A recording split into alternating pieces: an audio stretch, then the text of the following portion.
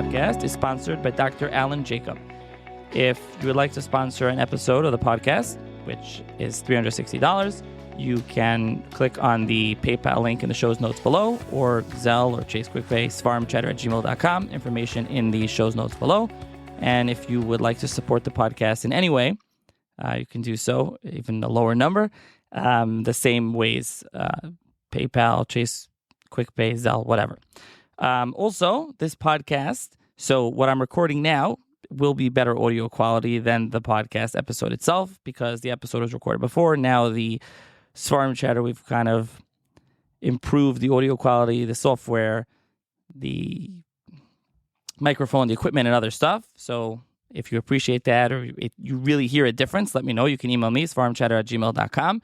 Also, the technological part of things, as well as there's music now, intro music and things like that. So I want to thank Usher Tesser of Control A Creative for that. And if you're interested in checking him out, you can email him, info@Control A Creative, which is info@CTRLA Creative, CREATIVE.com. And thank you for that. And also let me know. I heard the last episode of the podcast also had the music, and I got some feedback saying people liked it. If you like it, you don't like it, let me know what you think. I appreciate the feedback. Now, in general about this episode, I do want to say that Immanuel of Rome, Immanuel Haremi, listeners may be familiar with him from Shulchan Aruch and Shabbos. We discussed that issue. Shulchan Aruch says, the machberes Immanuel, you can't learn. We did discuss that, but I do want to make it was discussed in the episode. And besides for that, the beginning of the episode is a biography of Immanuel, as well as a discussion of his other farm, his Perushim on Tanach, which the Chida in Shemekdelim does talk about very positively. So you'll hear that, but just keep that in mind listening to it, and you're wondering, why is there an episode of Immanuel? What's going on? So if you can subscribe to the podcast, please do, wherever you listen, 24/6, Apple Music, Spotify, as well as if you listen on Apple, if you can rate and review the podcast and enjoy the episode. And again, if you have any feedback on the new audio quality, on the music, as well as the topic, Immanuel, don't like what you think, any feedback, email me, svarmchatter@gmail.com, and enjoy the episode. Hi, everyone. Welcome to another edition of the Svarm Chatter podcast. In this episode of the podcast, I'm going to be joined by Professor Donna Fishkin, who is an associate professor of history at Touro University in New York. And we will be discussing her newly published book, which is titled Bridging Worlds, Poetry and Philosophy in the Works of Immanuel of Rome, published by Wayne State University Press. So Immanuel of Rome, Immanuel Haremi, as listeners may be familiar, especially from Shulchan Aruch, which I'll read in full soon. But let's start off. Thank you, Professor Fishkin, for joining me. Thank you for having me. So let's start off. Tell the listeners a little bit about yourself and your background. Sure. I grew up in the suburbs of Chicago in Skokie, and I spent a year studying abroad in Israel.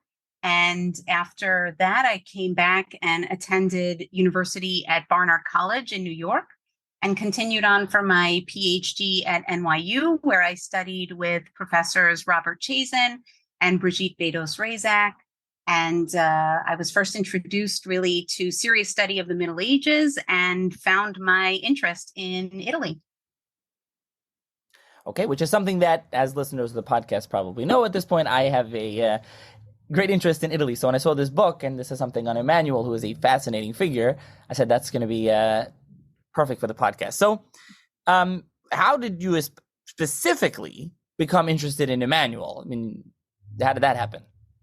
So as I had mentioned, while I was as I was preparing to go to this gap year in Israel, I actually went with my grandmother to Israel, but on the way we stopped in Italy and we toured in Rome specifically. And I just became fascinated with Roman Jews specifically, but really with Italian Jews in general. I was amazed that they were neither Ashkenaz nor Sfard, that they really had this antiquity that went all the way back, as they claimed, to the expulsion after the destruction of the temple.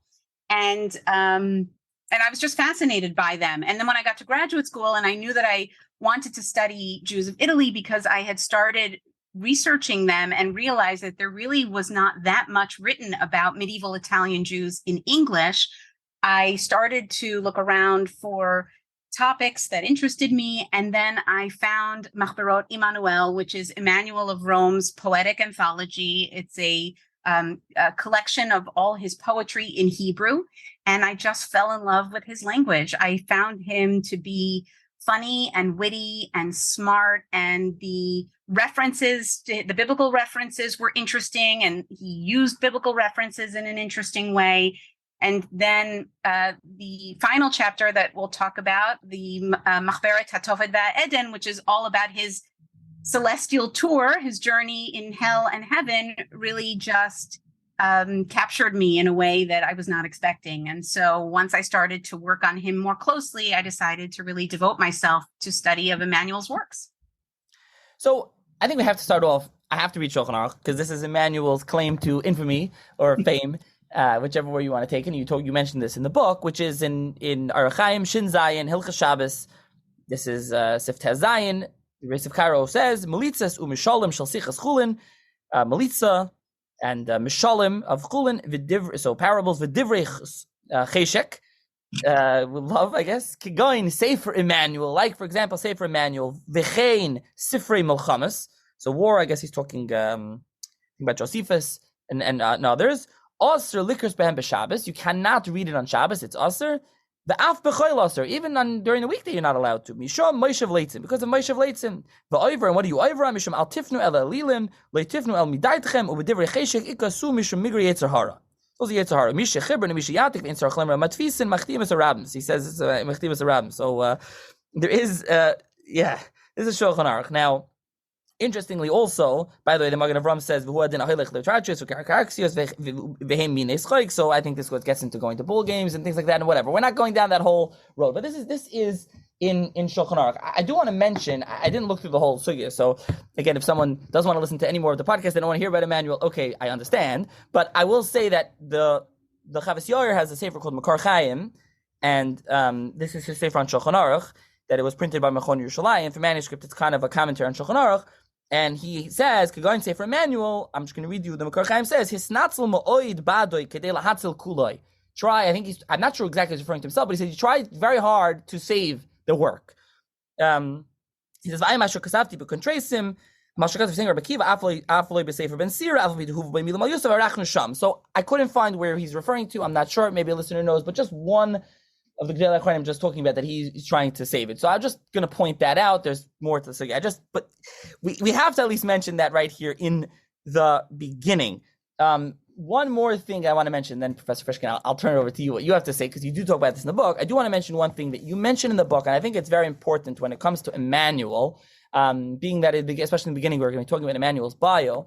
The Chida, the preeminent bibliographer, of Jewish history, and one of the major Gedolim in the 18th and the early 19th centuries, writes in Shem HaGedolim, so this is in the Machon Amar, the new edition on page Mem, but he writes in Shem HaGedolim, he says, in Kuntres Achron, at the end of Beis, Bir upirish I of Mishlei Tehillim, and I'm just going to read it because I think it's worth reading again.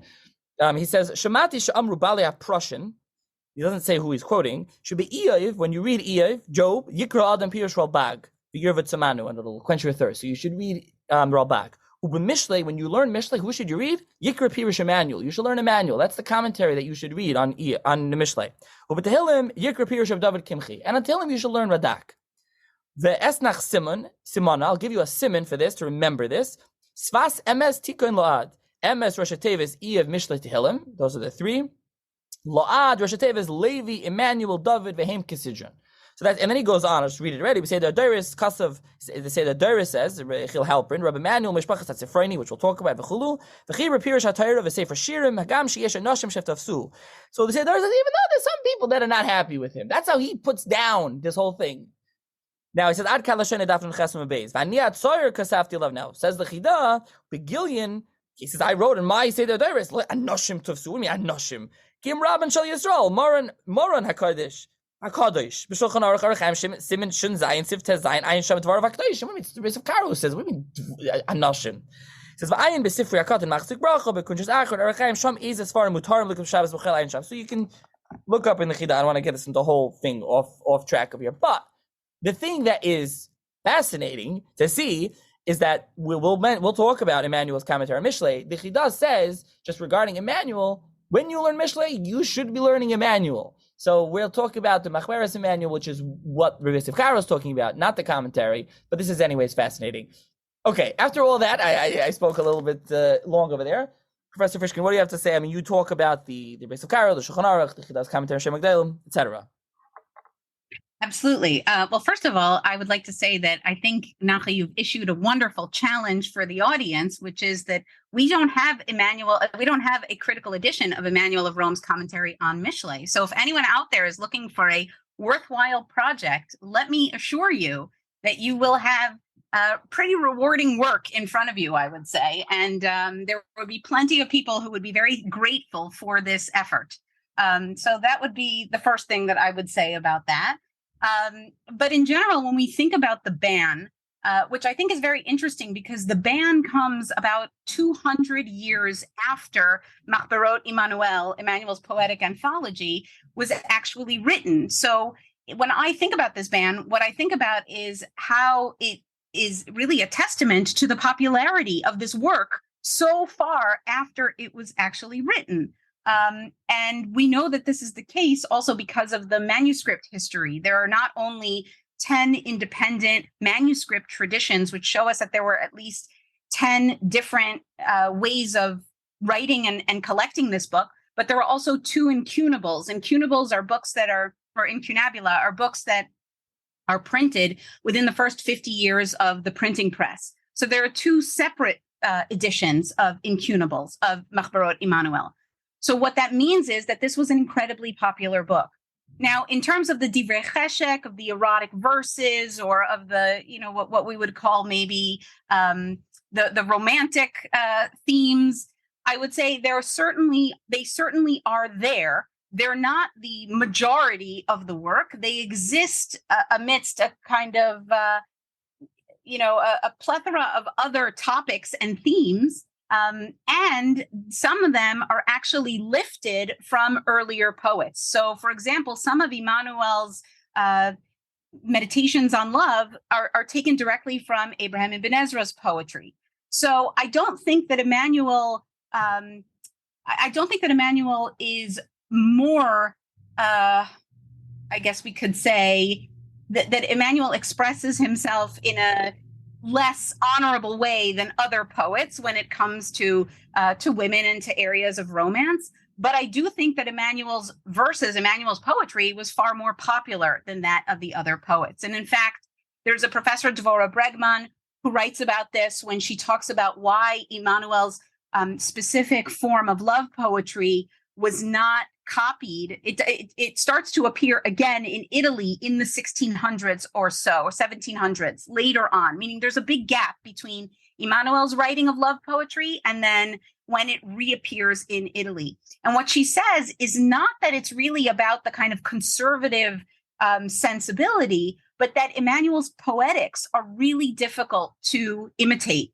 So that technically speaking, the way that he writes his poems, it presents this challenge. It paralyzes people to a certain extent from imitating him. And so, again, I don't know that we have to think about it in terms of the quality of his poetry as we have to think about it as an indicator of the popularity of his poetry.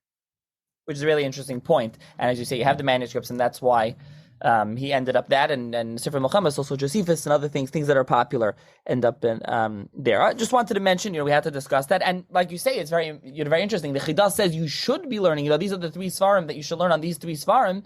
And you have Mishlei Tehillim, and Bralbag, there's a new edition. Radak, there's a new edition.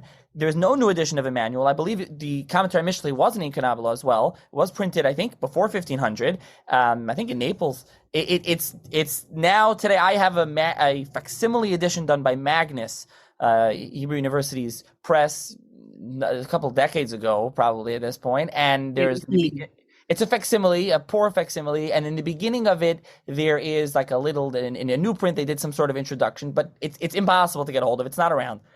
And it hasn't been redone. And this is the Chida, again, Shem Magdalim, he's talking about, this is what you should read when you learn Mishlei. So this is not just, we're not talking about the machberes here, totally different thing. I think now we'll do and this is what you do in the first chapter of your book, a bio of Immanuel, because I think it's important to discuss the bio of Immanuel and then his writings, and then we'll discuss the machberes later. So even if you don't want to hear about that part, you can still listen to the podcast until. Anyways, let's start off with Immanuel of Rome.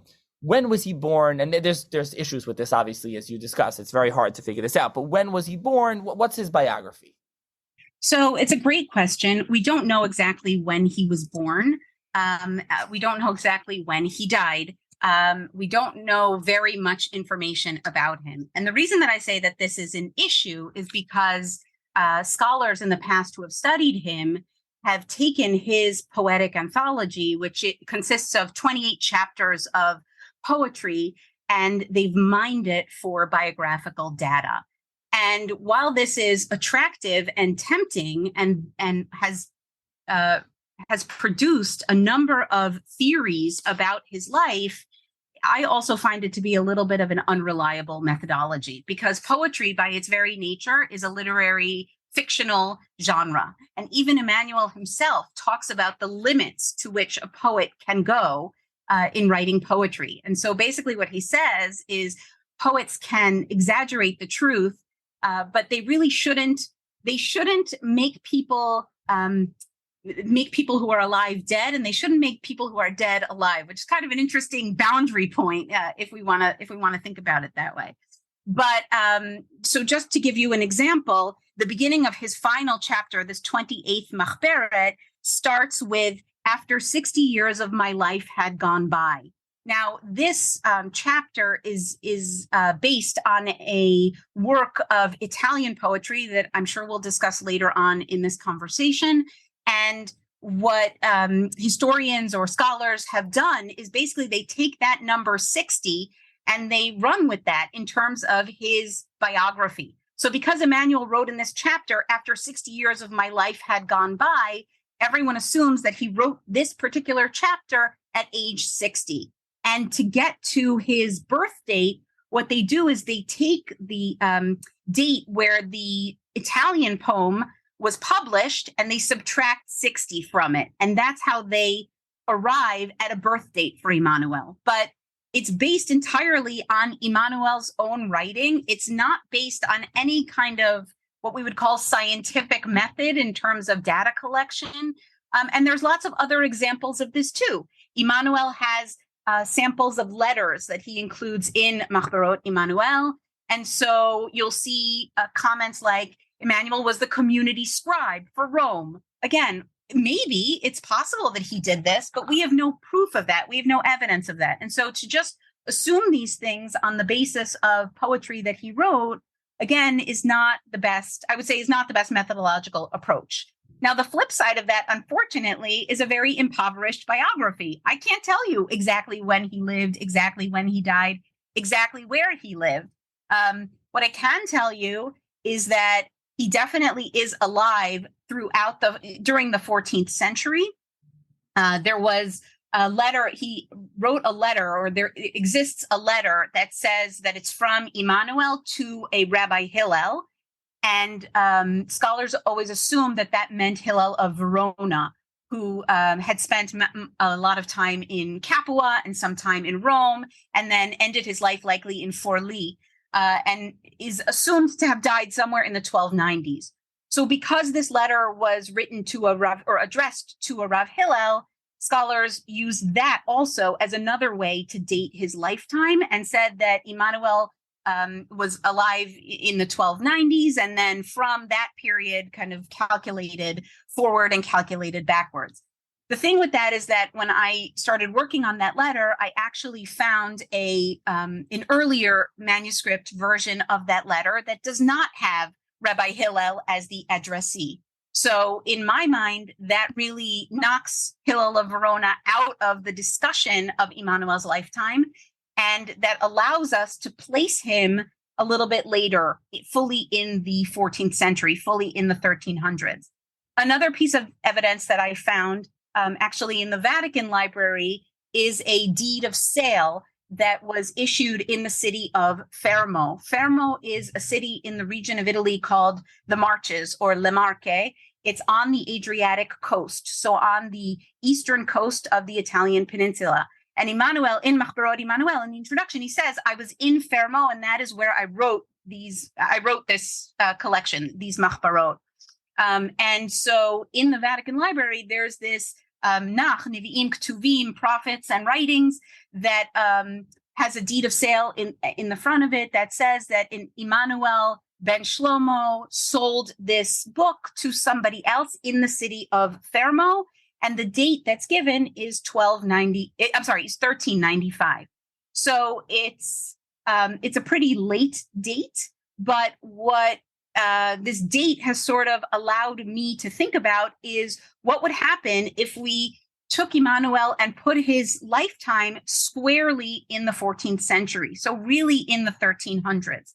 And what this does is it explains a number of questions. So Immanuel's the earliest the earliest Jewish author to write sonnets in Hebrew. A sonnet is a specific kind of poem that has 14 lines. In modern Hebrew, it's called a shir zahav, a golden poem, because zahav has the gematria, right? It's the equivalent of 14. And so Immanuel's sonnets are the earliest sonnets that we have in Hebrew. Also, by the way, it's the first Hebrew is the first language that we have sonnets written in. So sonnets originate in the southern part of the Italian peninsula, and of course become very famous because Shakespeare writes a number of sonnets. But the earliest non-Italian sonnets are Hebrew sonnets. Those were the first ones. And so the question that that scholars ask is, how would Immanuel have become familiar with a certain kind of sonnet, a certain kind of Italian form that is associated with an Italian poet who lives after the death date that had previously been established for Immanuel, right? So meaning he writes sonnets in the form of a later scholar whose name was Petrarch, a poet, Petrarca. And so the question always was, how did Immanuel even become aware of this form of Petrarchan sonnet if Petrarch wasn't even alive when Immanuel was alive? And so by putting Immanuel in the 14th century, by kind of pushing his life a little bit later, we can provide an answer for that. Then it would make sense that he would have exposure to Petrarchan sonnets and therefore be able to import that form. It also answers questions of how he would be aware of the philosophical writings of Judah Romano, whom he claims, or he calls him Ach Katan Sheli, and that has led scholars to say, well, Judah Romano was Immanuel's younger cousin, or maybe a younger brother. They can't really explain the younger brother because they both have different fathers, and so they settle on younger cousin. But yet Immanuel copies extensive excerpts from Judah Romano's philosophical translations. So how do we explain that? Again, if we put Immanuel a little bit later, it gives him more time to become acquainted and familiarize himself and really know and borrow Judah Romano's writings. And it also gives him more time to become acquainted with Dante's Divine Comedy that I will discuss a little bit later. So that's the bio, I think, the 14th century. And then in terms of where he's located on the peninsula, he claims to come from Rome. The name Cifroni might refer to Ceprone, which is a town that is close to Rome, south of Rome. And he claims very proudly to descend from Rome. But then he also claims to travel widely in the peninsula and land in this town, Fermo.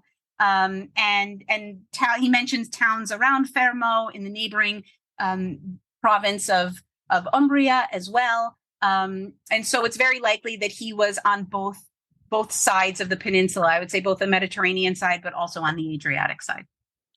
Right, so Immanuel is clearly Italian. He's not from Ashkenazic descent or Sephardi. He's clearly an Italian Jew. And as you say, you discuss this more in the book, where, what scholars have used previously. And as you say, you mentioned Dante Alighieri, who dies in 1321, I think, around. So he's clearly after Dante. I mean, he's copying Dante. We'll get to that's clearly. You mentioned Petrarch. He copies as well. He dies, looks like 1374, but I just looked it up on Wikipedia if that's correct. So he's probably around that time. That makes sense. He's clearly familiar with others as well. So the manuscript that you found would make sense. Also, regarding the 60 years, I think you emphasize this in the book, that's also like a literary device that's being used. And that's really the problem with Macheberes Immanuel. It's poetry. It's what's a literary device. It's hard to really take seriously biographical details out of something that there's clearly he's using that all over. So that's something as well. Now, let's talk about the something else that's important that you get into. So we'll talk about the writings. I think we already mentioned Mishlei, but you can talk about Immanuel the Macheberes, and we were talking before we started recording how Macheberes Immanuel in the modern edition is 2 volumes. It's not, or 1 volume. It's not that big. But when you think about Immanuel as a parshan, as someone who wrote commentaries on Tanach, he has extensive writings. I'll let you give the exact number. And only Mishlei was published, even that was never redone. So he's known as like a poet, but he really has many other writings. Yes, absolutely.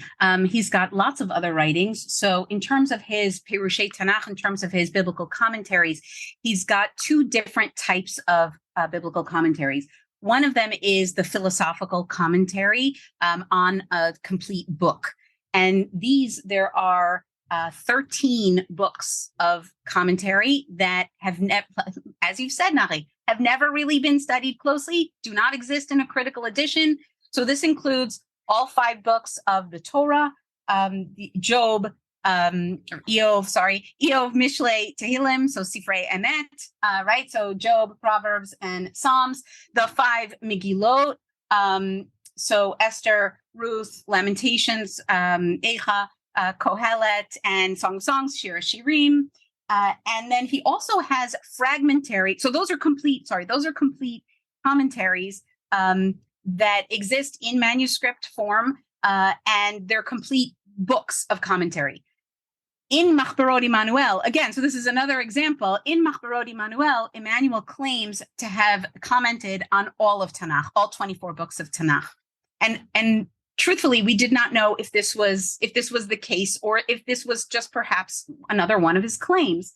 But there do exist some fragmentary comments of Nevi'im Rishonim, Isaiah, Jeremiah, Ezekiel, that exist on the margins of a commentary of Rav David Kimchi on those books. So we do know that there likely were other commentaries that do not survive either as books, if he ever wrote them as books, or maybe they never actually made it to book form and only remained in fragmentary form. The second kind of commentary that Immanuel has are what's called these fragmentary, I would describe them as fragmentary commentaries. They're called bi'urim in various catalogs. Sometimes they're called drashot.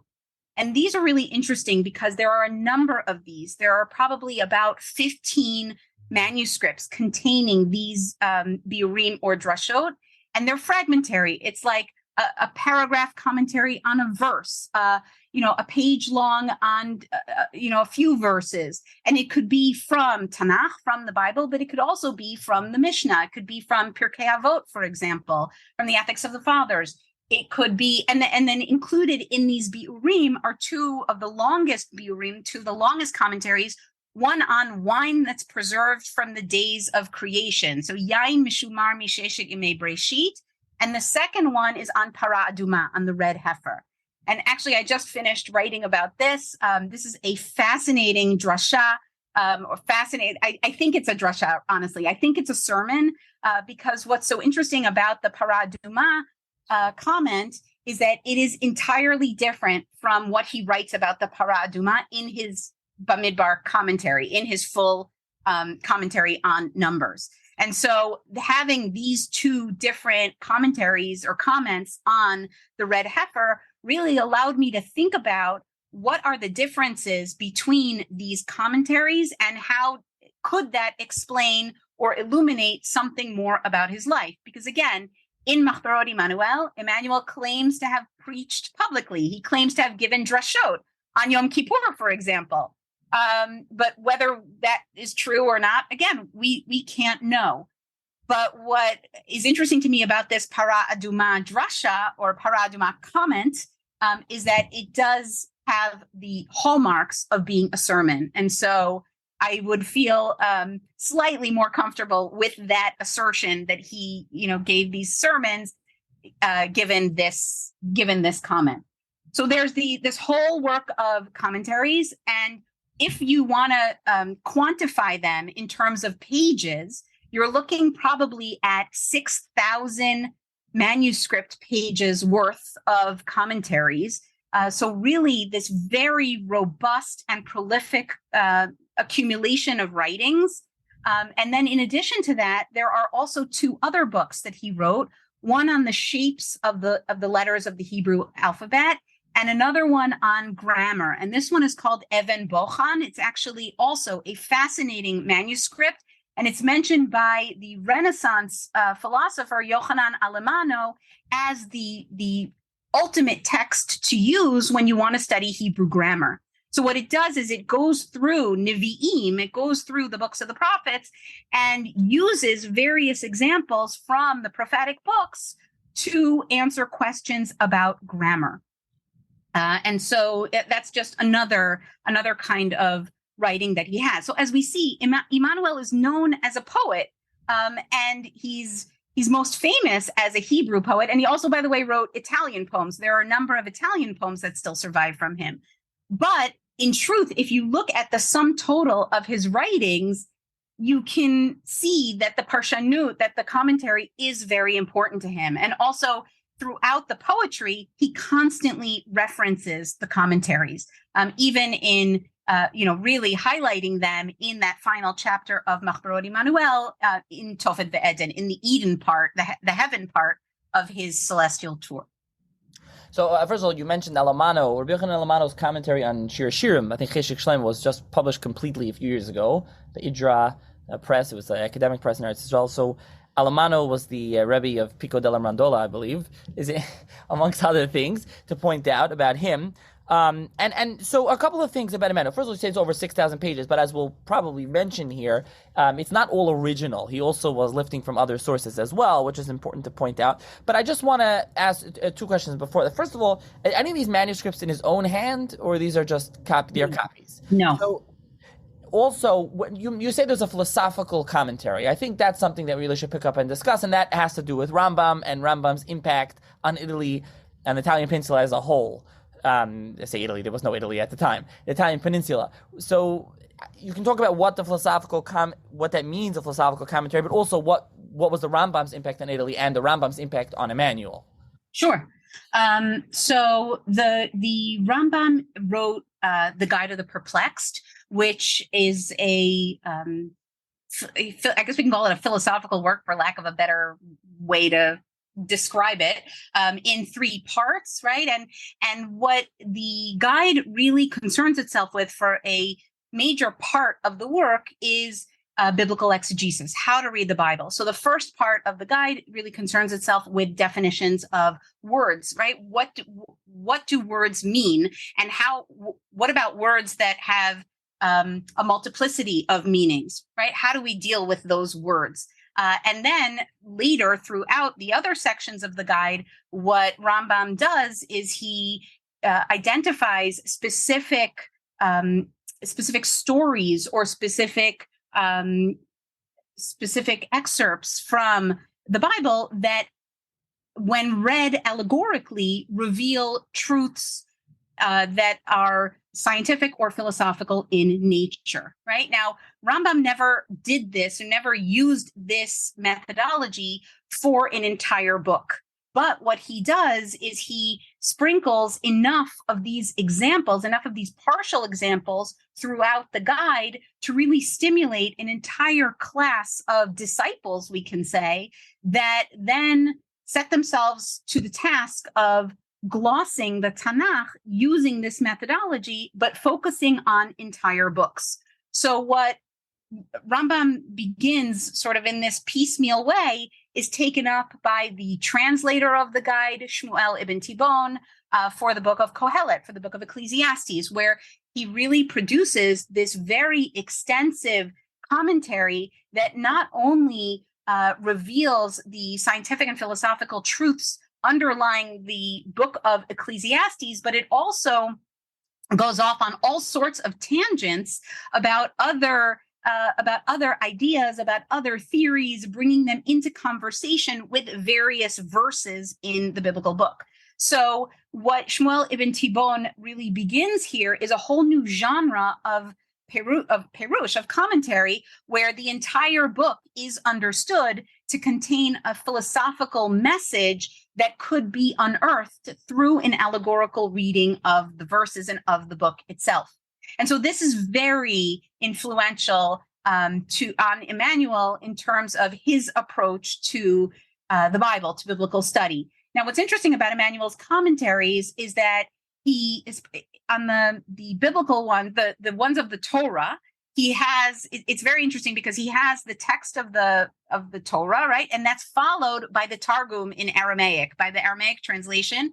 And then that is followed by a grammatical section, by a section that then parses each word in whatever excerpt he's focusing on, that parses the grammar of each word. Then he has a pshat reading or a simple reading of the section, and then he offers us the allegorical reading. So, and this kind of mosaic, as I like to call it, because it integrates all these various modes of reading, this kind of mosaic methodology is present in all his commentaries. The ones that are not Torah commentaries don't have the Targum, but the Torah ones are the ones that do. And so this is what he does in his commentaries on these books. As we said, he's very interested in what other people have to say in terms of their biblical commentaries, and will often take from other people and incorporate their words into his own commentary, sometimes attributed, sometimes not attributed, which can lead to a great deal of frustration when you're reading Immanuel and you think to yourself, wow, this is really an amazing point that he's just made, only to realize that he's taken it from somebody else. But anyway, back to Rambam. So Rambam really begins this movement that Professor James Robinson from University of Chicago has called Maimonideanism, and really the Tibbonides in general. It's not just Shmuel ibn Tibbon, but his son Moshe ibn Tibbon, who writes a philosophical commentary on Shir HaShirim, on the Song of Songs. Immanuel will take from that into his own commentary on Song of Songs. And so Immanuel's commentary is really, as we say, mosaic in all senses of the word. But then in terms of Rambam's impact on the Italian peninsula, we know that Jews on the Italian peninsula were very interested in the philosophy. And this is actually a very interesting point that was made by Professor Tashma, where Jews on the Italian peninsula were much quicker to adopt the philosophical positions of Rambam than they were to adopt the halachic positions of Rambam. That when it came to halacha, they really stuck to Ashkenazic traditions. And when it came to philosophy, they were much more open to these kinds of new winds of change from Rambam. So two of the earliest commentaries on the guide were written in Italy, one of them by Moshe of Salerno, Moses of Salerno. Then there's one by Zerachia Chen of Barcelona. There's also some parts of the guide that are glossed by Hillel of Verona, whom we mentioned earlier. And additionally, the mystic Abraham Abulafia, who was in the Italian peninsula in the 13th century, tried to get an audience with the Pope, but was unsuccessful in doing so. He also talks about teaching the guide both in Capua and in Rome. So we know that there's a lot of interest in the Italian peninsula in the guide. But there's also interest in Rambam's ethical writings. So for example, very early on, we have Italian machzorim that have the Shmone Prakim, right? The Rambam's 8 chapters, his introduction to the ethics of the fathers, Pirkei Avot, and also Rambam's commentary on Avot, which appear in the Machzor for people to recite on Shabbat afternoons in between Pesach and Shavuot. So we have evidence that it's not only the philosophical material that's interesting to people of the Italian peninsula, but also the ethical material that's interesting. And this is actually a lot, I talk about this a lot in the book, this interest in both philosophy and in ethics. So that's really the impact of Rambam on Jews of the Italian peninsula. In terms of his impact on Immanuel of Rome, of course, we can speak of the practical impact in terms of the philosophical commentaries, right? So Immanuel writes philosophical commentaries. But then there's what I would call the intellectual impact that Rambam has on Immanuel of Rome. Immanuel of Rome is a Maimonidean disciple. He quotes Rambam all over the place, almost never attributing anything to him or citing him by name, which indicates to us his deep familiarity with Rambam.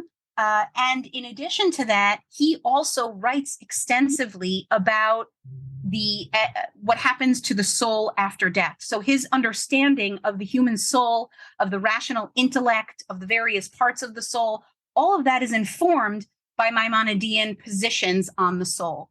And more than that, Immanuel's position on the afterlife, on what happens to the human intellect after the death of the body, is informed by the Maimonidean position on immortality and afterlife as well.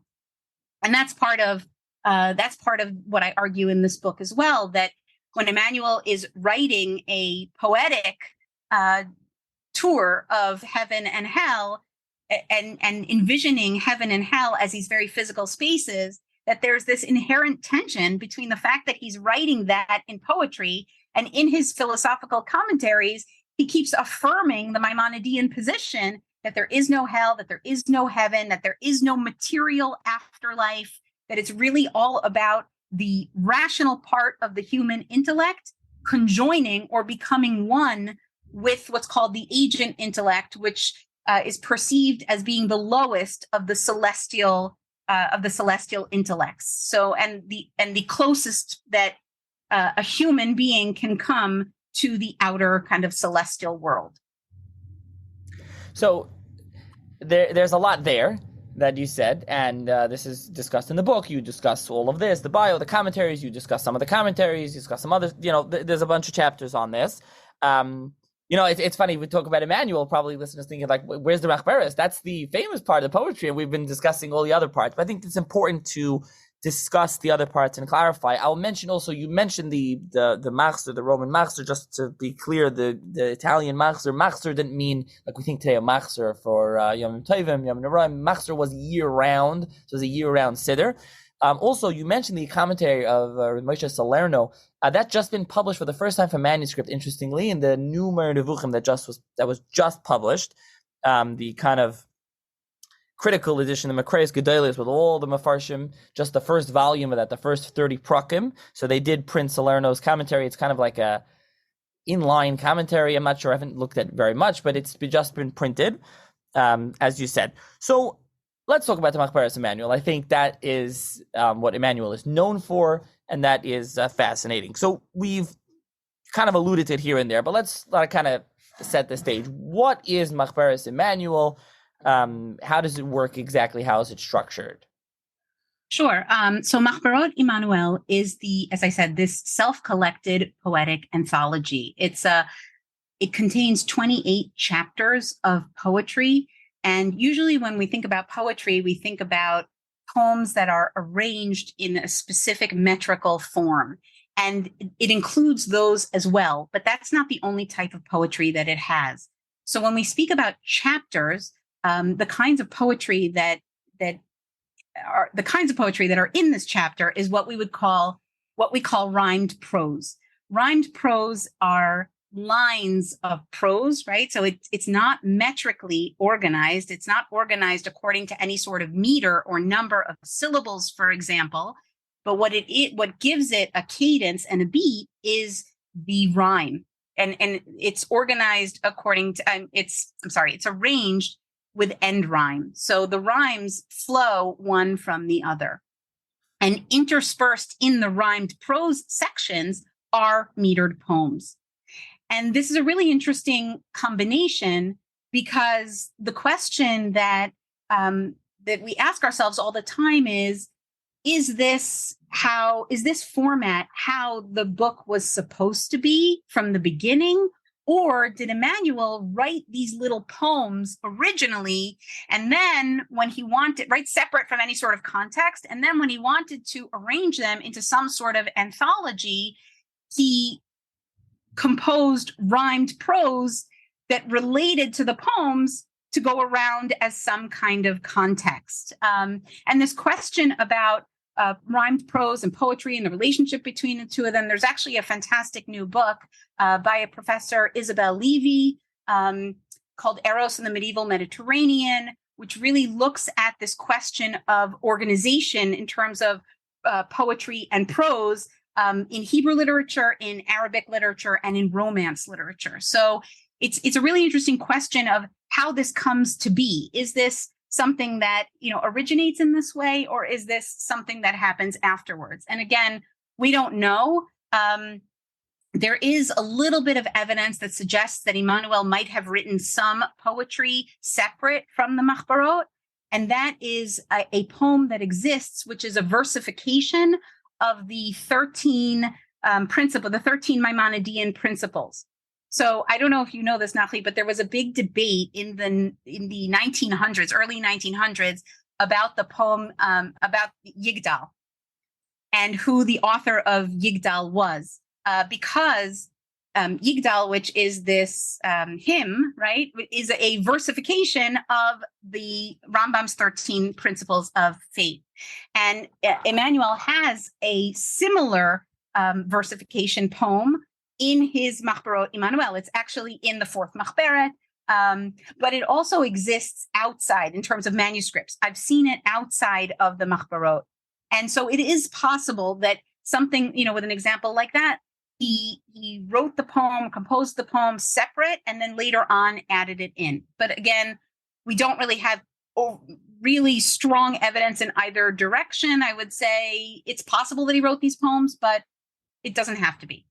The Macheberes starts with an introduction where Immanuel tells us that he was in the city of Fermo and he was sitting at a Purim banquet. And at this banquet, there were poets who were reciting poetry that belonged to Immanuel, but were not crediting him. And then there were poets who were reciting poetry and crediting Immanuel for that poetry, but it was terrible poetry and it wasn't his. So because of that, he sort of falls into this deep depression, and he is roused to organize this poetic anthology to really preserve his name, or to preserve his brand, as we would say in modern parlance. And that's why he does it. And what this does actually is it introduces the second character in Macheberes Immanuel, who's known as issur, the prince or the nobleman, who really accompanies Immanuel throughout most of the chapters of the book. So each chapter is not even necessarily organized entirely within the chapter, but the loose organization of the anthology is that you have these two characters who are hanging out together and experiencing life together. It's a poet named Immanuel and a patron who's called the issur, the prince. And they walk around Italy and they encounter different groups of people and they joke together and they compete against each other. So there are certain sections that have competing rhymes. They poke fun at each other. They fight sometimes. There's one story of their fighting and then their reconciliation afterwards. So loosely speaking, that's the organizational structure. When you get to the 28th Macheberes, the last Macheberes, and that one is called Macheberes HaTofet V'HaEden, a tale of hell and Eden. That is Immanuel's celestial journey. That's his tour of first hell and then heaven. And there, the issur disappears. We don't have the issur. And instead, what we do have is a second character who is the angelic guide or the celestial guide. And he's named Daniel. And I'm happy to talk more about him when we get to that part. But in terms of the Macheberes, what is in the Macheberes, right? Listeners might be nervous about the Macheberes because of the Shulchan Aruch's ban, but I assure you that these Divrei Cheshek are really just a small part of this enormous collection that is very varied. It includes a number of different poetic forms. So not only do we have traditional poems and rhymed prose, we have sonnets, we have couplets, so 2-line poems. We've got all sorts of different types of poetry, including poetry that Immanuel, or forms of poetry that Immanuel copies from Romance poetry. Because in the Italian peninsula during the 13th century, there are a number of different poetic forms that are floating around in Romance dialects. And so Immanuel takes these poetic forms and imports them into Hebrew and uses them in Hebrew. And so just some examples of subjects that he takes up in Macheberes Immanuel. So the easiest, I would say, are the self-contained stories. There are a number of what we would call kind of like little novellae, little stories that are self-contained in various chapters of the Macheberes. There's a fantastic one called The Inheritance Tale, which is a story about a very wealthy father who leaves his family and goes to seek his wealth in another town, and then he dies, and he leaves all his wealth to his son, but he's estranged from his family. So there's this charlatan who finds out, who hears the whole story, that there's this wealthy guy who left his money and that he's estranged, and he pretends to be the son, and he comes to the town, and the townsfolk are, they're kind of nervous about him, but then eventually they accept him.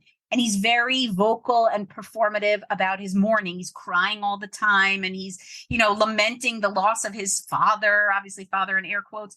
And they are convinced after he stays with them for a little bit of time, and they give him the money, and he runs away.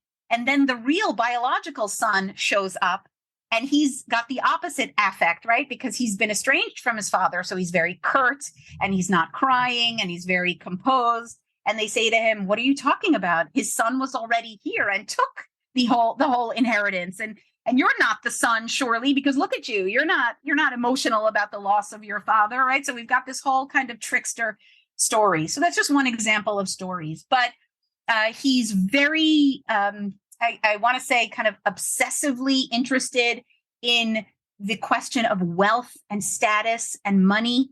The first Machberes has this whole section on of what I would call it kind of like Immanuel's self-talk therapy, because he explains that there are all these people around him who are his age that have reached a certain status and have accumulated a certain amount of wealth, and he's done none of that. And what's he going to think of himself compared to them? And so he starts to list, and he says, this guy has, this amazing food.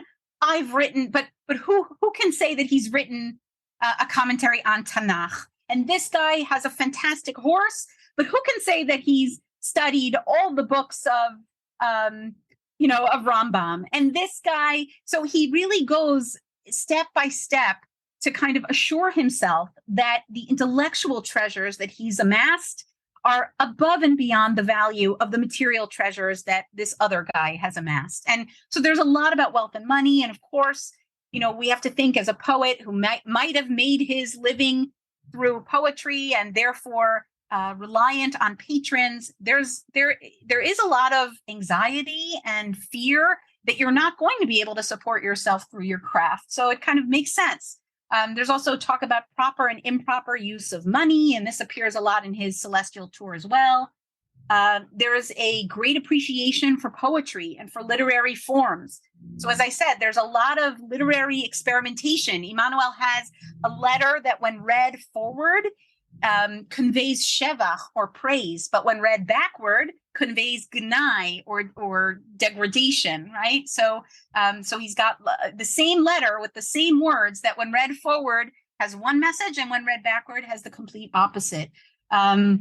He has all sorts of stories of poets from other areas competing against him, for example, and it kind of turns into, obviously we can't use the term nationalistic, but he's very clear that the Provençal poet has nothing over poets of the Italian peninsula. And there's actually a fantastic book about this by Professor Uriak Fear, about this question of geography and the importance of place to a poet's poetry. He's got also poetic competitions, poetic challenges, questions about the form and the art of poetry. And we really don't have a lot of this from the non-Sephardic world, I would say, right? From the non-Arabic speaking world. So it's important to have this. Then there's his meditations on women. And yes, that really veers into the area of cheshek. So he's got praise of women, denigration of women. He talks very graphically about women's beauty. But he also does speak very openly about his wife as an Eshet Chayil, which is very interesting because he actually has a commentary on Eshet Chayil. So it's interesting to compare his approach to, or his use of Eshet Chayil, both as a literary, as a literal tool to describe his wife. But then when you go to his philosophical commentary, Eshet Chayil has nothing to do with a real woman, flesh and blood woman. So he's got a lot about women and stories about women and winning women over through the use of poetry or through the use of letters. And then finally, I would say he's also got this real thirst for knowledge. So there's a great story in the 8th Machberes, Rabbi Aaron of Toledo. He was a bookseller and he came from Toledo with all these crates of books, and he wanted to deposit the crates of books in the town in Perugia where Immanuel was staying at the time. And he asked Immanuel to kind of babysit these crates of books. And the bookseller leaves. And of course, Immanuel and his friends, they cannot leave a crate of books sealed like that. So they crack it open and they're so excited about all these texts that really are part of the Maimonidean curriculum. And so it's a lot of philosophical works, scientific works, and they're just super excited to be able to read and copy these books. And that's the goal. By the time this Aaron of Toledo comes back, they want to have copied it. Now, of course, that results in a severe loss of money for this bookseller because the whole point is that he wants to be able to sell these books and he's very angry. And so there's the whole encounter between the bookseller and Immanuel. But at the end, of course, Immanuel emerges triumphant. And so we've got this kind of respect for knowledge, for Maimonidean knowledge, for philosophical knowledge, for biblical study, for studies, really this question of intellectual pursuits versus material pursuits. It kind of hovers, I would say, over the entire Macheberes Immanuel. And then you have this question of the soul, and he's got meditations on the soul peppered really throughout the Macheberes, and the afterlife, and what happens to the soul after the body dies, and what is the relationship between body and soul, and how that connects to, as I said, intellect versus matter. And yeah, so that's just an example of some of the themes that he takes up. What about humor? Is there any humor in there, whether it's purposeful or like inadvertent? Absolutely. There's a ton of humor throughout the Macheberes. So one great example that I love comes from the story of, there's a whole story about Immanuel being called to help his patron when his patron was sick. And the purpose is he's going to try to entertain this patron so that he doesn't have to think about his illness and his discomfort. And in this story, Immanuel tells us of a time when Immanuel himself was sick. He complained about stomach pains, and then he goes on to tell us how he took care of himself, which is that he took some sort of herbs, right, some sort of medicine to make himself feel better. And then he climbed onto the Apirion Shel Shlomo, onto Solomon's throne. And sitting there, suddenly you heard the sounds of the shofar, the Tkiya, Shvarim, and Trua, which of course is a reference to Immanuel's flatulence, which I guess relieved his stomach pains. And this kind of humor is very common in Macheberes Immanuel. But what it attests to is not only this kind of irreverence that he has, and he's provocative and he's irreverent, but it also attests to his command of the Bible. It really attests to his command of biblical literature and also rabbinic literature. There are examples where he'll use different words from the Tanach or from rabbinic literature, and he'll totally twist the meaning. And this is actually the point of the technique that is called shibutz, or ornamentation, where you take different verses from the Bible and you splice them together. And the whole point is to splice together a verse that is entirely original, right? So essentially what you're doing is you're taking biblical words, or sometimes excerpts of biblical verses, right? Sometimes 2, 3, 4 words, you're putting it together with other verses that have nothing to do with each other in the original context. And now in this new context, it's witty, it's humorous, it's sharp. And that really is the goal of these poets when they're using Tanakh, because nobody speaks Hebrew in the medieval world. So as an entirely literary language that's only really used in literature or in prayer or in Torah study, it's up to these poets to be really creative with the Hebrew that they have, which is entirely from the Tanakh and a little bit from the Mishnah. So there's one more thing I want to mention before we go on, especially we'll focus on the last one, HaTofet V'HaEden, as you'll say, going through Hell and Heaven patterned on the Divine Comedy, on Dante, which we'll talk about Dante as well. There's one person we didn't mention, someone that has a connection to Rambam, is Yehuda al-Achrizi, who translated Moreh Nevuchim as well, and his Tachkumuni. I think that's where is that the inspiration for a lot of Immanuel as well? Yeah, so Immanuel actually claims that is his inspiration. Yeah, so at the beginning, when he's in this deep depression that everyone is stealing his poetry and tainting his name, when the Sar approaches him, the Sar has the idea of, the Sar brings the example of the Tachkumoni and says, why don't you do this? Why don't you take your poems and then build out this structure around them? Set your poems in this rhymed prose context, and it'll be like the Tachkumoni. And Immanuel says, no, it can never be like the Tachkumoni, because Judah al-Kharizi wrote the whole Tachkumoni, from the beginning to end already in this format. Mine will feel stilted. Mine will feel artificial. And so he kind of expresses this anxiety about his collection. But in the process of that, he does acknowledge al-Kharizi as his muse of sorts. Yes. Okay, so now we get to the last chapter of the Macheberes, as you've discussed. It's, by the way, fully translated in English in your book as an appendix, so you can, any listener interested can check that out. And by the way, I will link to the book in the show's notes. Anyone interested in purchasing it and reading it. Let's talk about this just broadly speaking, and then we can talk about Dante and his relationship or no relationship, and just the impact of Dante and who Dante was. But I think first, the HaTofet V'haEden, as you call it, again, I'm just using the Sephardi pronunciation, but you've mentioned it a little bit here and there, but what is that about? And as you mentioned, there is a new guide. There's this Daniel. Where does that come from? It's not the Sar anymore. Yes. So HaTofet V'haEden is as I had said, it's a celestial tour. So Immanuel is a tourist, and he is just he finds himself at the beginning, really not sure where to go, what he's seeing, what to make of what he's seeing. And he breaks down. He has a very emotional moment. He breaks down, and that is when the guide appears.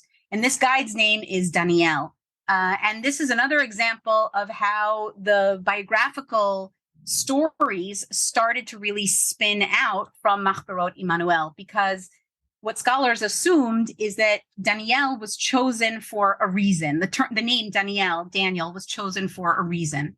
And some suggested that Daniel was the name of Immanuel's patron, and suggested that he had died and that Immanuel wanted to memorialize him in this work. Others suggested that Daniel is a kind of Hebrew code for Dante, because Immanuel was trying to find a way to acknowledge Dante, the Italian Christian poet. And so the best way that he could do that was to at least take the D-A-N part, right? The Daled Nun part of the name, and bring it in. But actually what I argue is that Daniel, the figure of Daniel, and especially the way that he is understood by Rambam, is really much more important to the journey than any of these other theories. And sure, these theories are possible. It's possible that Immanuel had a patron named Daniel, or that there was somebody named Daniel that he was trying to impress. That's very possible. But I think that overlooks the richness of thinking about the place of Daniel as a seer, as a chozeh in Rambam's guide, and the kind of prophecy that comes to Daniel as a result of not being a full Navi.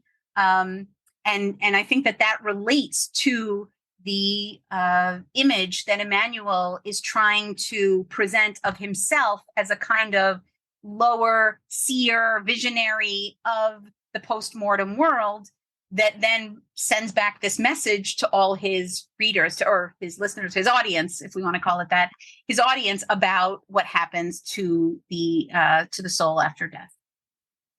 Okay, so let's go a little bit more. I mean, explain how he, we're not going to go through the entire, tour of hell and heaven, but just to give the listeners a little bit of a taste. And again, they can actually read in its entirety in English in your book. Yes. So what happens, as I said, is he has this very emotional. So Immanuel tells us that a younger friend dies suddenly, and he's very shaken by his friend's death. And he starts to really reflect on his life and realize that he's led this terrible life, this life full of sin and material pursuits and pleasure, and he doesn't really know what awaits for him after his death. So he really becomes very self-reflective and falls into kind of this emotional depressive state. And so there's kind of this parallel with the Tsar rescuing him at the beginning, and then Daniel rescuing him, so to speak, at the end in the last chapter. And what Daniel does is he says to him, I was sent to take you around and show you what the afterlife looks like, what hell looks like, what heaven looks like, and to show you where you will be, where your immortality, so to speak, will take place, where you will be settled.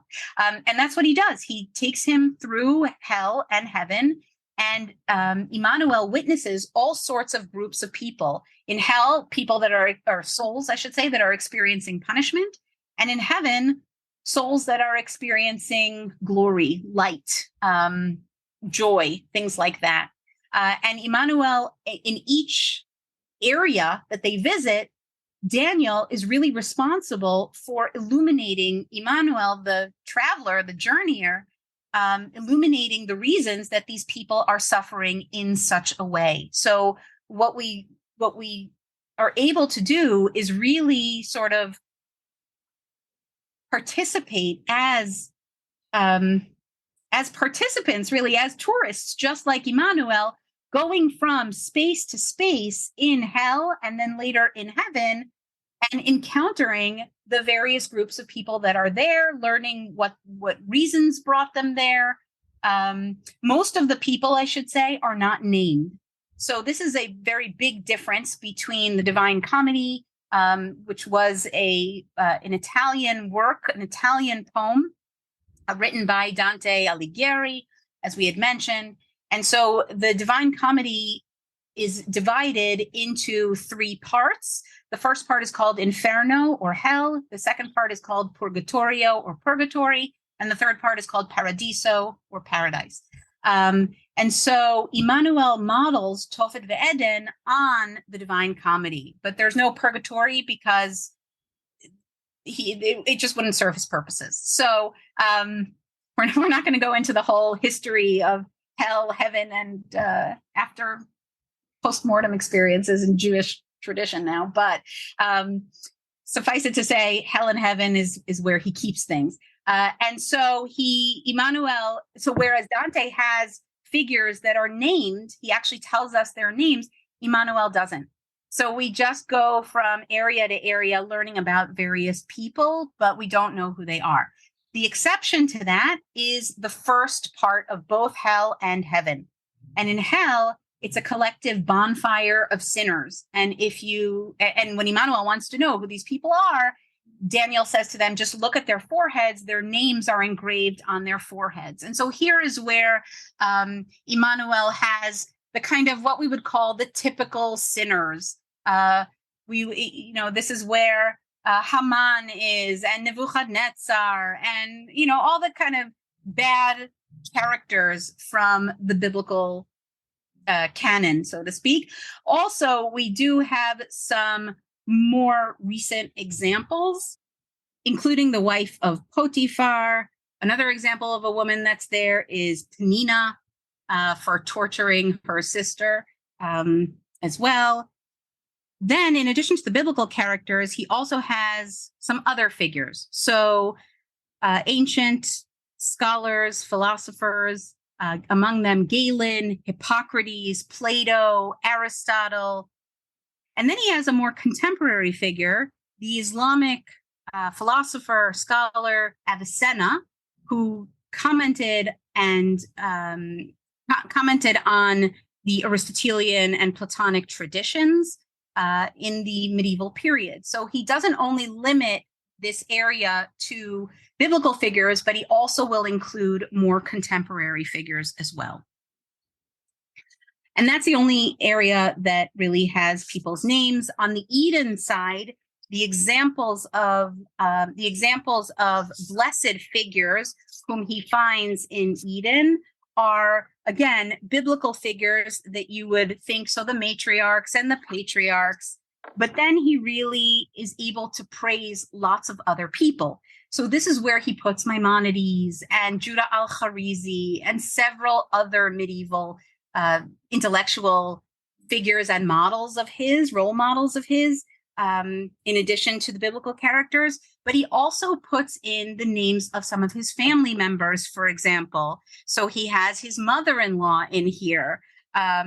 He's got people who have taught him Torah in this area in Eden. So, and in addition, he's got the daughter of Paro for saving Moshe on the Nile.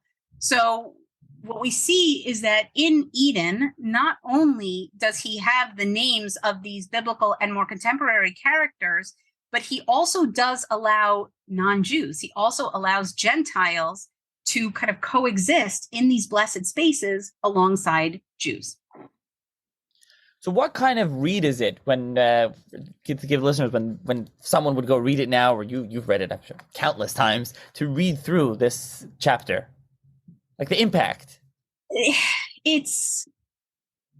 I would say it really envelops you because he's very effective at making the reader feel like a tourist. So the first time that I read it, even the first several times that I read it, I sort of approached these vignettes with a lot of wonder and amazement because they're very graphic. I would say that in this regard, I think that Tofet or Hell is much richer than Eden. And again, I think that they're structurally doing different things. But if we focus on Hell, for example, there's just the kind of graphic images that he includes in each section are a lot to think about and to construe in your mind. So, for example, he's got the licentious women, he calls them, the Nashim Noafot. And what they do is, so he's standing there and he sees this pot and it's on a fire and it's bubbling with water and he doesn't really understand what's going on. And Daniel says to him, just wait, they'll come. And suddenly you get this storm of souls of women, of licentious women, and they sizzle in the pot. They go and they're just kind of sizzling in this pot, and there are all sorts of angelic forces that are yelling at them. So it seems like there's a lot of sensory overload. There's a lot of sounds. There's a lot of visual things going on in front of the tourist. There's just a lot of maybe even confusion for the tourist, but it's a very intense experience. And it feels like this whenever you reach each particular sinner, it's a whole new set of punishments that you sort of have to wrap your head around and understand, wait, what's going on here? And why is this all happening? So, for example, someone's soul is first thrown off a mountain, then cast from a sling, then chewed by animals and spit out, then burned, right? And it's the same soul. So it's just constantly experiencing torture.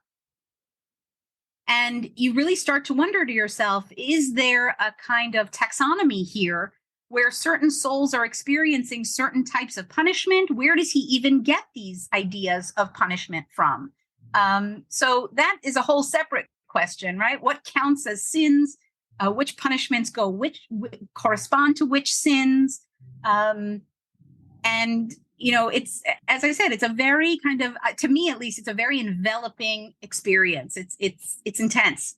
But at the same time, a lot of it feels, sad to say, very familiar, right? Because unfortunately, we live in a world with people, just like in the medieval period, there were people. And so many of the sins that are mentioned or described are not so foreign to someone who pays attention to the world today. And so, so in some ways, that's, I don't know if it's heartening or disheartening. Heartening, I guess, in the sense that we know that people are people always.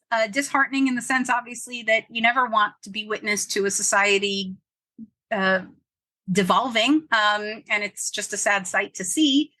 But again, I would say that this is not direct evidence that all these things were happening on the ground. Again, this is a literary concoction, so to speak. This is a literary work, but one imagines that there were enough problems within Immanuel's social world that would have prompted him to include certain aspects into his literary tour, into his celestial tour.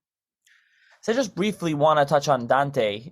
You've mentioned Dante. We've mentioned it a couple times. Just briefly, just to give the listeners a little bit of information on Dante and the Divine Comedy if they're not familiar with who he was and on the Divine Comedy. And then you can also just explain the connection, because clearly Immanuel was taking from there. Sure. So Dante Alighieri lived from 1265 to 1321. And he was born in Florence, and he grew up in Florence. And during his lifetime, there was a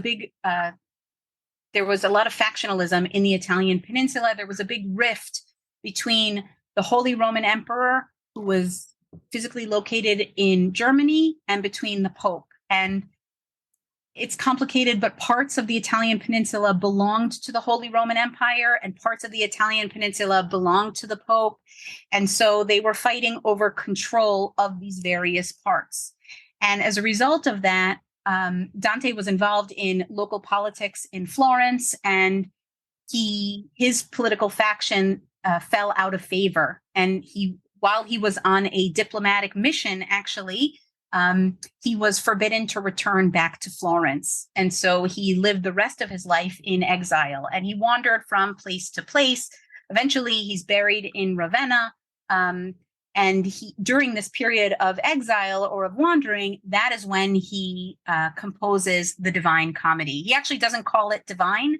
That adjective is added by his son. He just calls it the commedia, the comedy. And as we said, it's divided into 3 parts. So the work in total has 100 chapters. Each part is divided, hell, purgatory, and heaven. And it is exactly what Immanuel's Macheberes HaTofet V'HaEden is. It's a journey through these realms of the afterlife that is also guided by an ancient poet named Virgil, whose poetry was a muse, served as a muse for Dante. And he was really revered by Dante. So Dante is led through these areas, and he sees people, and he writes all about what he sees and why they're there. And for Dante, because he uses names, it really becomes a much more politically biting and satirical work. But it's really a magisterial work as well, because he includes so many different things, so many pieces of information from the religious world, from the religious Christian world, from the political world, from the ancient world, the classical realms, right, of poetry and epic poetry. And he really weaves all of this together. And it's very notable because he does this all in the Tuscan dialect. And this is the first poem that is so long to be written, such a long sustained effort in Tuscan. So it's in the vernacular, and it becomes very popular very quickly because it's in the vernacular. Everything else that Dante wrote is actually in Latin, but this is the only thing that he wrote in the vernacular. And a professor of mine from graduate school told me that when he was a little boy, he grew up in Italy, and that when he was a little boy, his parents used to read from the Divine Comedy to him before he went to sleep, even the Inferno parts. So I'm not really sure what that did other than make him an expert in the Divine Comedy, but that was always an interesting anecdote to consider. And so this poem becomes super popular. We have evidence of that in a number of vernacular sermons that are preached immediately after Dante's lifetime that mention elements of the poem. So what's interesting is that what this poem does is it takes this concept of heaven, hell, and purgatory, and it gives it shape to all these people who otherwise really know nothing about what the afterlife looks like. So essentially what these people are experiencing is a kind of pop culture description of the afterlife that then stays with them much more so than any teachings of the church on the afterlife, because those are obscure. Those are in Latin. Those are only taught to the elite university students, right? Regular people are not taught that kind of material. So what the regular people are left with are these images of hell, heaven, and purgatory from the Divine Comedy. Now, to be clear, the Divine Comedy is a secular work. It's not a religious work. And more than that, Dante is very irreverent at certain points. He puts hopes in hell, which can be considered a kind of gutsy move. But it's not a religious work, and yet it stimulates a kind of religious tradition or a spiritual tradition around it. So much so that Dante's son and one of his first commentators calls it divine. It also generates a commentarial tradition. So very much like the Bible, this generates commentaries by all sorts of poets and scholars who are trying to understand what it is that Dante was writing. It also has a very rich gematria tradition, by the way. There's people that look at various numbers and numerology in the Divine Comedy. So it kind of takes on a life of its own and it becomes very popular. And so it makes total sense that Immanuel would have been aware of this, would have read it or heard it, and try to therefore make his own version. Now, what I always say is that, you know, the portrait of Immanuel that I came into when I started graduate school was that HaTofet V'haEden was the little engine that couldn't, right? It's this little Jew, and he wants to copy this fancy Christian and write this, you know, the fancy Christian has written this magisterial poem about heaven, hell, and purgatory. And Immanuel is this little Jew who just wants to copy him. And what I hope that I've been able to do in this book is show that the Divine Comedy is very important to Immanuel, and it does influence the structure of the poem, of Immanuel's poem, but it is not the meat of the poem. It is not the crux of the poem. And Immanuel is really trying to do something very different in certain ways and somewhat similar in other ways. What I mean by that is that Immanuel's, in my reading, HaTofet V'haEden allows people to access the very complex theories about immortality that Rambam puts forth in his philosophical writings, and that Immanuel uses HaTofet V'haEden as a tool to popularize those theories, to make them more accessible to the general populace. And maybe people won't even realize that they're essentially consuming Maimonidean philosophy about the afterlife when they're reading this very entertaining poem. But what I think that Immanuel is doing here is really transforming this very complex philosophical material into accessible and palatable vignettes that then, when you step back from the poem and you look at the overarching trajectory, you can see that he is advocating for the Maimonidean concept of intellectual immortality. And just interestingly on Dante, I'll mention, Dante, and talking about Jews, that there's a sefer by Ramesh Zakut, the big Kabbalist, called Tifta Aruch, where he also patterned on Dante, the soul going through hell. And there's a commentary on it by Rabbi Aviad Sar Shalom Pasilio, who is the Emunas Chachamim sefer. And then there's a sefer appended, now they're printed together, called Adon Aruch, which is through someone of Yaakov Ulmo Olamo. It was in the 18th century. So you can actually buy them together. It comes in one small volume with a commentary. It's different. I didn't look at it. I don't know if you did, but that's just mentioned to listeners interestingly. So there was, even though Ramesh Zakut was Dutch from Amsterdam, he lived in Italy, died in 1697, major Makubal of Italy. So you see there were other Italians that were being very, big Mushba from Dante, and they were patterning things on Dante and writing on Dante. Absolutely. So, and there's a very, I don't know if it's such a famous work, but it's called the Mikdash Me'at by Rav Moshe Rieti. also, which comes right after Immanuel's lifetime. And that is much closer to the Divine Comedy in its rhyme scheme. So what Dante does is he invents a rhyme scheme called terza rima that rhymes on every third rhyme, because the number 3 as a Christian is very important to him. And what Moshe Darieti is able to do is he's able to maintain the rhyming in 3s, but in Hebrew. And Rieti ultimately says that Immanuel is not in heaven. So even Rieti castigates Immanuel, which is interesting. But yeah, so we do see that the Divine Comedy was of great interest to Jews, especially to Italian Jews, throughout from the Middle Ages all the way until the modern period. Wow. Okay, so that's all of that. And then, like I said, you did include an English translation so that people can read this, but just of this part. So there's no full translation of the whole machberes, but just this last one. It's in the book as an appendix, as well as you have a couple chapters on the HaTofet V'haEden going through it. You talk about the commentaries, intellectual biography, etc. I do want to read how you start off the book. I in the beginning of chapter 1, you quote from Svarim blog, Immanuel was the Lipa Schmelzer of medieval Italy.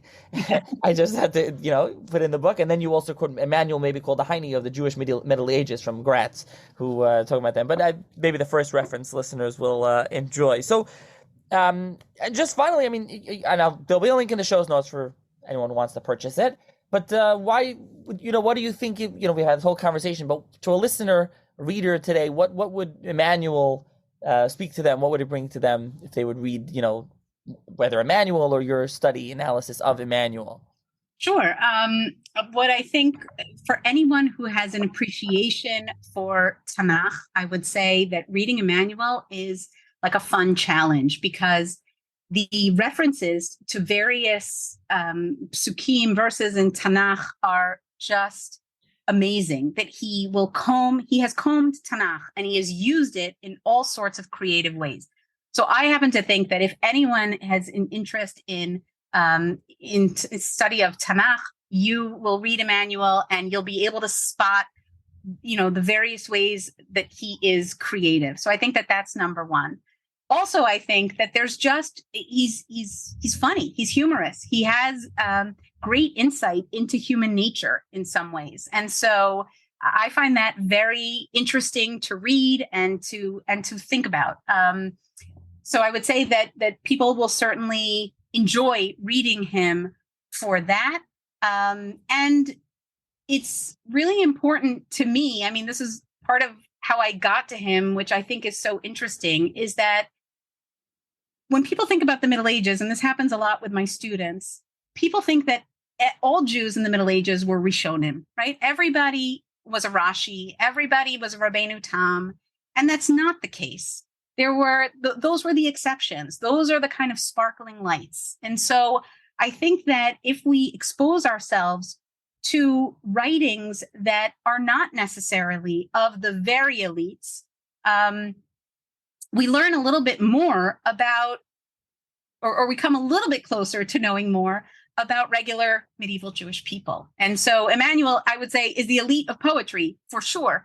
But what he talks about reminds us that that the majority of Jews in the Middle Ages are regular people. And I find a lot of comfort in that the regular people struggling to, be who they are and live the lives that they live within this Christian environment, within this Christian context of the Italian peninsula, and not necessarily viewing everything that comes out of that Christian context as being evil, but rather taking the things that come out of that Christian context and imbuing them with meaningful content for a Jew. And I think that Immanuel is really good at doing that.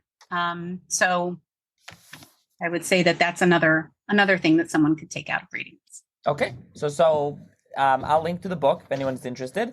And as we mentioned, the Chida does say to learn his commentary on Mishlei. So it's not around, but if you're not interested in the machberes because of the Shulchan Aruch, but that is true with the Mishlei. Point that out. So thank you, Professor Fishkin, for joining me to discuss Immanuel of Rome. Thank you so much for having me.